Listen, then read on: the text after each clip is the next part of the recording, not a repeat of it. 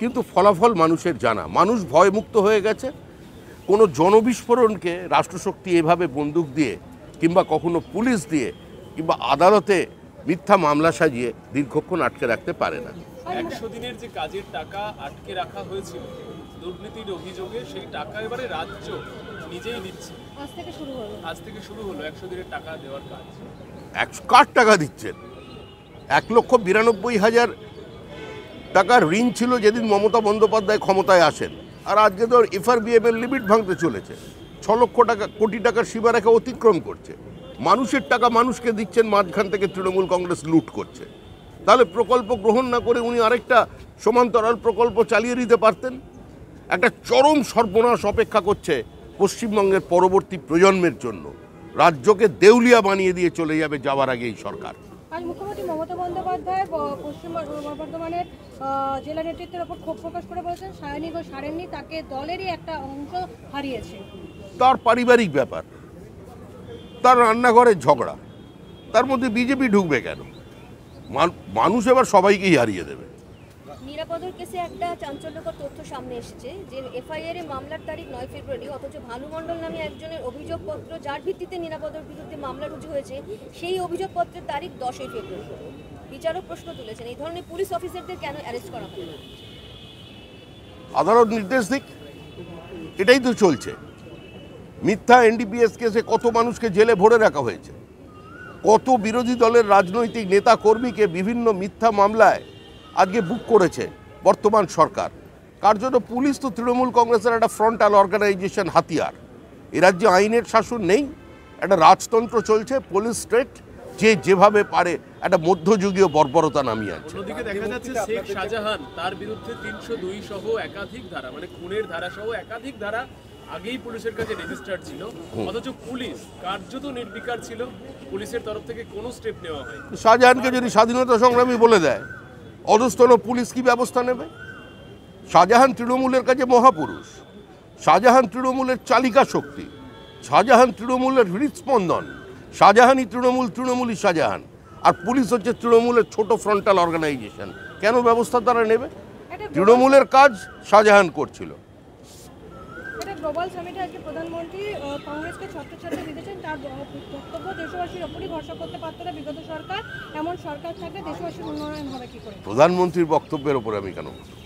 গান্ধী মূর্তিতে আপনাদের যে কর্মসূচি, পুলিশ যেটার অনুমতি দেয়নি, আজকে আদালতের তরফ থেকে অনুমতি দেওয়া হয়েছে। আগামীকাল এবং পরশু এই কর্মসূচি আপনারা, এটা প্রত্যাশিতই ছিল।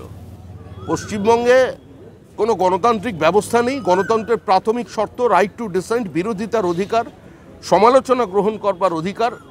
এতে তৃণমূল কংগ্রেস বিশ্বাস করে না, বিরোধীদের সামান্যতম স্পেস দেয় না। তারা মনে করে যে কোনো সমালোচনা, কোনো ধরনের প্রতিবাদ, কোনো ধর্না, কোনো মিটিং মিছিল সবটাই রাষ্ট্রশক্তি বিরোধী, একটা ষড়যন্ত্র। সেজন্য তারা বন্ধ করে দেয়। আদালতে গেলে আদালত আইনের শাসন যেখানে আছে তার ভিত্তিতে রায় দেয়। শুধুমাত্র গান্ধী মূর্তি নয়, এখানেও দেখা যাচ্ছে বিভিন্ন রাজ্যে সেখানে রাজনৈতিক কর্মসূচি পালন করতে গেলে পুলিশ না করছে, পরবর্তীকালে আদালতে যেতে আদালত থেকে অনুমতি নেওয়া। কোন রাজ্যে হয়েছে? কোন রাজ্যে কবে হয়েছে? কোন রাজ্যে কবে হয়েছে যে বিরোধী দলনেতা স্বচ্ছন্দে বিভিন্ন জায়গায় যেতে পারবে না? কোন রাজ্যে হয়েছে যে বিরোধী দলের রাজ্য সভাপতি, সাংসদ 50 কিলোমিটার দূরে তাকে গ্রেপ্তার করা হবে, তাকে হসপিটালে নিয়ে যাওয়া হবে না অচৈতন্য অবস্থায়, হসপিটালে নিয়ে যাওয়ার সময় তার অক্সিজেন শেষ হয়ে যাবে? কোন রাজ্যে? কোন রাজ্যে বিরোধীরা অনুমতি পায় না? একটা রাজ্যের নাম বলুন, বিজেপি শাসিত রাজ্য, যেখানে বিরোধীরা এ ধরনের কোনো অভিযোগ করেছে। ভারতবর্ষের কোন রাজ্যে এ ধরনের নির্বাচন হয়? ভারতবর্ষের কোন রাজ্যে ভোট পরবর্তী হিংসায় প্রধান বিরোধী দলকে 27 দিনের মধ্যে 56 জনকে খুন করে? এটা পশ্চিমবঙ্গে আছে। বিহার, ইউপি এই রাজনৈতিক সংস্কৃতি থেকে বেরিয়ে আসতে পেরেছে, আমরা বেরোতে পারিনি। আজকে বাংলার লজ্জা, বাঙালির লজ্জা যে নির্বাচনের আগে এত কেন্দ্রীয় বাহিনী আসছে এ রাজ্যে। আজকে বেরমজুর এলাকায় আইসিডিএস সেন্টার নিয়ে ফিরিয়ে দেওয়ার দাবিতে গ্রামবাসীরা বিক্ষোভ দেখিয়েছে। বলেছে এটা নামেই, শুধুমাত্র বাচ্চারা যেতে পারে না, পড়াশোনাও করতে পারে না, মানে সবকিছু ওখানে। আরেকবার প্রশ্নটা। আইসিডিএস সেন্টার যেখানে রয়েছে সেখানে কোনো বাচ্চারা যেতেই পারে না, শুধুমাত্র ওখানে রয়েছে নামে, নামটা বাজতেই রয়েছে। সন্দেশখালী একটা বিচ্ছিন্ন দ্বীপ হয়ে গিয়েছিল। সন্দেশখালীতে কার্যত একটা প্রাচীন যুগের বর্বরতা চলছিল। এবং সেখানের মানুষ সমস্ত প্রতিবাদের ভাষা হারিয়ে ফেলেছিল বলে তৃণমূল ধরে নিয়েছিল। আজকে সেখানে মহিলারা প্রতিবাদ করছেন, বহু পুরুষ ঘর ছাড়া, তারা ভিন রাজ্যে চলে গেছেন পরিযায়ী শ্রমিক হিসাবে। ছত্তিশগড়ের মুখ্যমন্ত্রী চিঠি দিয়েছেন সন্দেশখালী নিয়ে, পাল্টা সেটা নিয়ে তৃণমূল বলেছে আপনি আপনার রাজ্য সামলান। দেখুন, ছত্তিশগড়ে এই মুহূর্তে পশ্চিমবঙ্গের বহু পরিযায়ী শ্রমিক আছে। ছত্তিশগড়ে পশ্চিমবঙ্গের বহু শ্রমিকরা তাদের জীবন যন্ত্রণা নিয়ে সেখানকার বিভিন্ন মানুষের সঙ্গে কথাবার্তা বলেন এবং ওখানকার মুখ্যমন্ত্রীও সেটা জানেন। আজকে দুই মুখ্যমন্ত্রীর মধ্যে কোনো পত্রালাপ, আমার মনে হয় এতে কোনো রাজনৈতিক অবকাশ নেই। একজন মুখ্যমন্ত্রীকে চিঠি লিখতেই পারেন, সেই লেখার মধ্যে একটা রাজনৈতিক শিষ্টাচার থাকে এবং একটা সৌহার্দ্যপূর্ণ অবস্থা থাকে। আজকে যে পরিস্থিতি তৈরি হয়েছে তাতে বলেছেন ছত্তিশগড়, কারণ এখান থেকে সন্দেশখালীর মানুষ আজকে কেরল, তামিলনাড়ু, ছত্তিশগড়ে গিয়ে কাজ করছে। আপনি খোঁজ নিন, গোটা উত্তর 24 পরগনায়, দক্ষিণ 24 পরগনা, কুচবিহার, বিশেষ বিশেষ কিছু জেলা, হাওড়া, কত শ্রমিক আছে পরিযায়ী শ্রমিক। সবাই যে কাজের প্রয়োজনে যাচ্ছে তা নয়। সন্দেশখালীতে বহু মানুষের মাছের ভেড়ি ছিল, সেগুলোকে লুট করেছে, সেখানে বিষ মিশিয়ে দিয়েছে। তাদের বেঁচে থাকতে হবে, তো তারা ভিন রাজ্যে গিয়ে চাপ বাড়াচ্ছে। সেখানকার মুখ্যমন্ত্রী সেটা বলেছেন, নিজের রাজ্যের স্বার্থে বলেছেন, এখানকার পরিযায়ী শ্রমিকদের স্বার্থে বলেছেন। বামপন্থী বুদ্ধিজীবীরা তারা সন্দেশখালী পৌঁছালেন। এতদিন ধরে যারা নীরব ছিলেন তারা এখানে এসে প্রেস কনফারেন্স করে বলছেন সন্দেশখালী কাঁদছে, অঝরে কাঁদছে। কি বলবেন বামপন্থী বুদ্ধিজীবী যারা? আমার মনে পড়ছে এখন কোড়াকাটির বিজেপি প্রধান, তার কথা মনে পড়ছে, নিতাই নায়েকের কথা মনে পড়ছে, প্রধান ভবরঞ্জন মণ্ডলের কথা, আমার মনে পড়ছে দিনু কাপালির কথা, যাকে নৃশংসভাবে ওরা গুলি করে খুন করেছিল। সন্দেশখালীতে আগুন জ্বালিয়েছিল সিপিআইএম। আজকে সিপিআইএম আর সিপিআইএমের বুদ্ধিজীবী যেদিন বিজেপির 56 জন খুন হলো 27 দিনে প্রতিবাদ করেছিলেন। কত বড় নাটক! হ্যাঁ, বোমা জীবনে শোনেনি, পার্টি অফিস দখল, জমি দখল, বাবা, সিপিএম এগুলো শুনেইনি কোনোদিন, পশ্চিমবঙ্গে এগুলো হয়ইনি, প্রথম শুনছে। এইসব এদের নাটক এদের মানুষ চিনে গেছে, সেই জন্য শূন্য করে দিয়েছে। এদের আর ফিরে আসার কোনো জায়গা নেই। ফার্স্ট এপ্রিলের মধ্যে যদি সেন্টার আবাস যোজনার টাকা রিলিজ না করে তাহলে আরো বৃহত্তর আন্দোলনে যাবে তৃণমূল। আন্দোলন তো দেখলাম 5 লক্ষ লোক নিয়ে যাবে বলেছিল দিল্লিতে।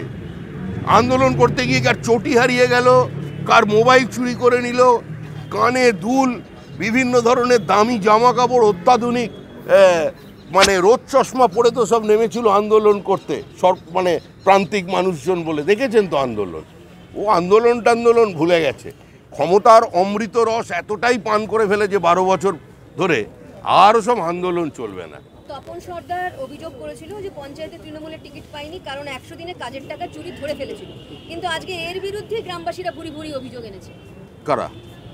ও দেখুন, তৃণমূল মানেই ওইটা, তৃণমূল মানেই গোলমাল, তৃণমূল মানেই দুর্নীতি, তৃণমূল মানেই মিথ্যাচার। এগুলো মানুষ জেনে ফেলেছে, যার জন্যই তো এতগুলো মন্ত্রী গিয়ে সন্দেশখালীকে ঠান্ডা করতে পারছে না। আজকে সন্দেশখালী বিভিন্ন প্রান্তে বিজেপির কর্মী সমর্থকরা যারা দীর্ঘদিন ঘর ছাড়া ছিল তারা ঘরে ফিরেছেন। এখনো পুরো ফেরেনি, ফিরছে, এখনো পুরো ফেরেনি, এখনো অন্ধ্রপ্রদেশের বিজেপি ঢোকেনি, দীর্ঘদিন বাইরে আছে, সব আসবে। 2024 সালের লোকসভা নির্বাচনে সন্দেশখালীতে তৃণমূল কংগ্রেস কোনো পোলিং এজেন্ট দিতে পারবে না। প্রতিরোধ করবে বিজেপি নয়, প্রতিরোধ করবে যারা তৃণমূল করেছেন, সমর্থন করেছেন, মমতা বন্দ্যোপাধ্যায়ের ছবি বাড়িতে টাঙিয়েছেন, তারা বসতে দেবে না। তৃণমূল কংগ্রেস সাংবাদিক সম্মেলনে তারা দাবি করছে সন্দেশখালী শান্ত আছে, এটা সিঙ্গুর নন্দীগ্রাম নয়, বিজেপি ওখানে উস্কানি দিচ্ছে, সরকার যথেষ্ট সংবেদনশীল। আরে বিজেপি তো পৌঁছতেই পারছে না, পৌঁছলে তো উস্কানি দেবে, মানুষ তো দেখছে।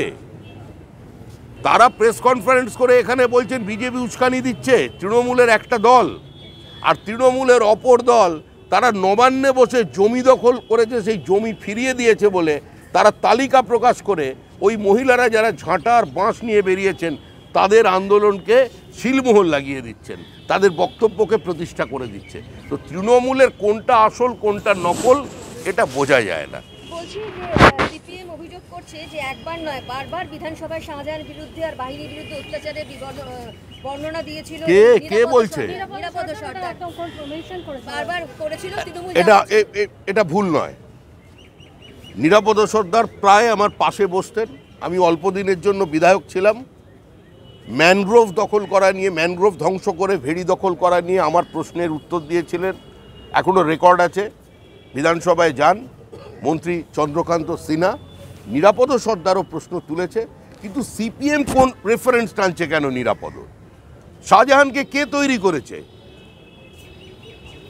বাবু মাস্টার কার তৈরি? মজিদ মাস্টার কার তৈরি?